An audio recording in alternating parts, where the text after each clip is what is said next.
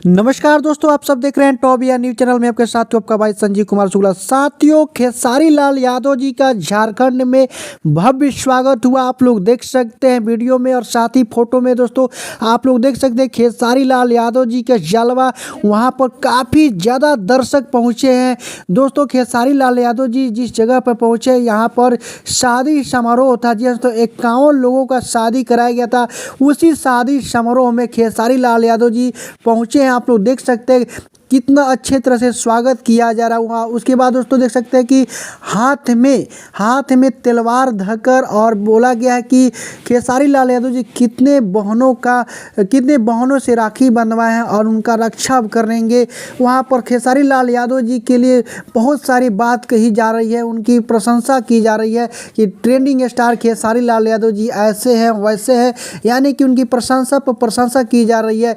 झारखंड में आज उनका भव्य स्वागत हुआ।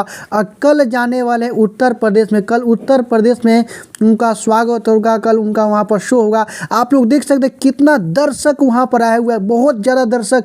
जैसे देख सकते हैं आप लोग हेलो हाय कर रहे हैं तो दर्शक का आवाज़ सब गूंज रहा है, वहाँ पर आप लोग सुन सकते हैं।